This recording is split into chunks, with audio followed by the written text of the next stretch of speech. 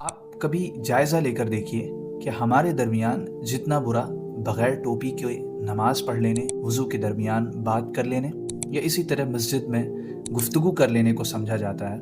उतना बुरा शायद दूसरे पर ज़ुल्म कर देना, किसी के हक़ को ग़स्ब कर जाना या इसी तरह अपनी ज़ुबान से किसी की इज़्ज़त को तार तार कर देने को उतना बुरा नहीं समझा। Day 5 of understanding 30 verses of Quran करीम इन रमज़ान करीम। आखिर क्यों ऐसा? शायद इसलिए है कि हमारी अंडरस्टैंडिंग गुनाहों में सगीरा और कबीरा के ताल्लुक़ से गलत हो गई। इन एक ट्रायंगल की तरह है जिसमें कुछ चीज़ें टॉप पर आती हैं, कुछ चीज़ें उससे कम अहम हैं, कुछ चीज़ें उससे कम अहम नहीं हैं। अल्लाह तबारक व तआला ने सूरे निसा में इसको बहुत खूबसूरती से समझाया। अल्लाह तबारक व तआला ने कहा, इन तज्तनिबू कबाइरा मा तुनहौना अन्हु नुकफ्फिर अन्कुम सय्यिआतिकुम व नुदखिलकुम मुदखलन करीमा, कि वो बड़े बड़े गुनाह जिनसे तुम्हें रोका जा रहा है, अगर तुम उनसे अपने दामन को बचा लो तो हम खुद से तुम्हारे छोटे गुनाह माफ़ कर देंगे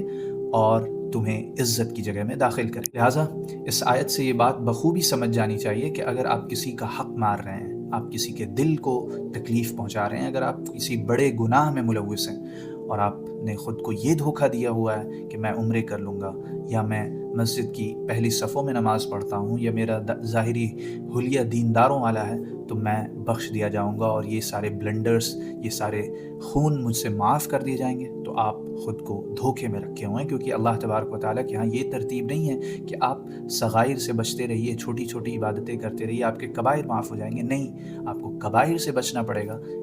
फिर आपके सगाइर भी माफ़ हो जाएंगे। यहीं से ये बात भी समझ में आती है कि वो तमाम दुआएं या वो तमाम अमाल जिसमें आपसे ये वादा किया जाता है कि ये अमल कर लो तो सारे गुनाह माफ़ हो जाएंगे, तो उसमें सगीरा गुनाहों की माफ़ी का वादा किया जा रहा होता है, ना कि कबीरा गुनाहों का, कि आपने तो